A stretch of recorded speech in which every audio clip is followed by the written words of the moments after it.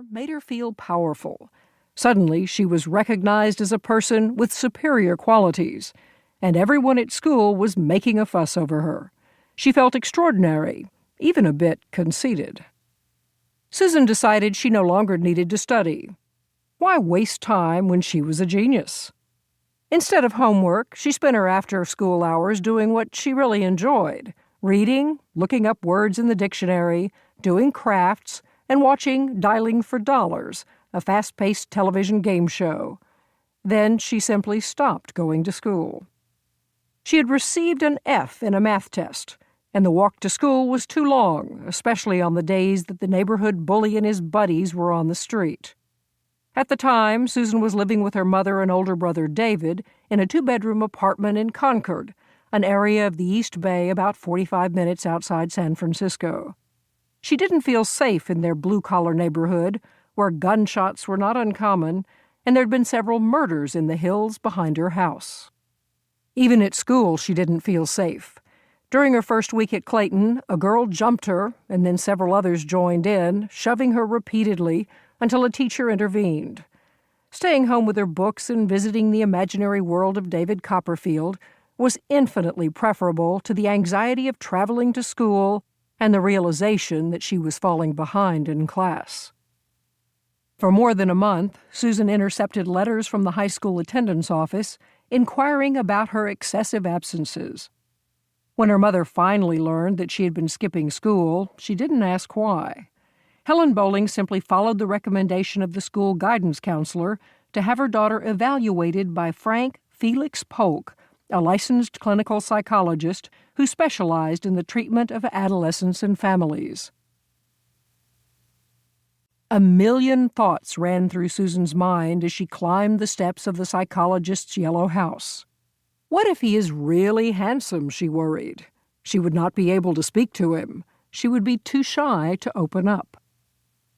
Dr. Polk requested to speak privately with Mrs. Bowling before meeting with the teen. It was a long 15 minutes before her mother summoned her to join the conversation. Standing awkwardly near one of the 2 dark leather chairs, Susan remained silent as the psychologist and her mother continued their discussion. She felt relieved at the sight of the 40-ish and not-so-handsome doctor.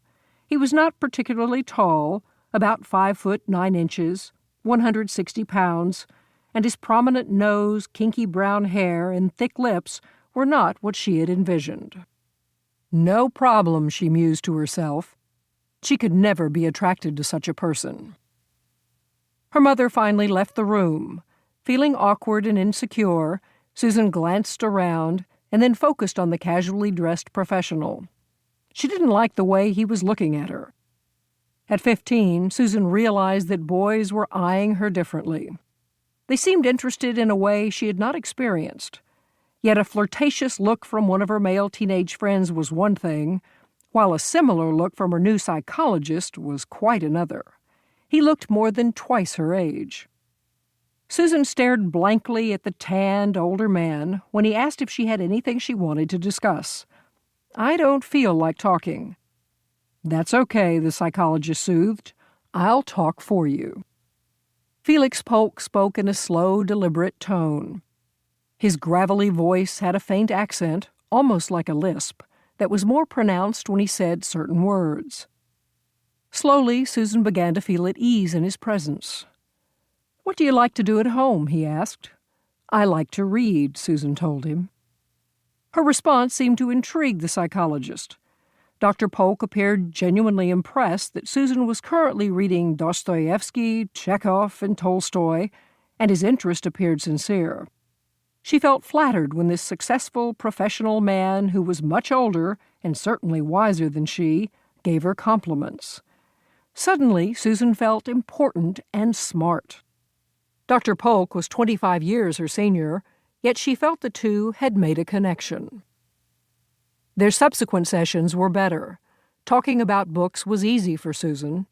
Reading had always been a passion, a way to escape the drudgery of life and the pain of her absent father, her working mother, and her frustrated, rageful older brother.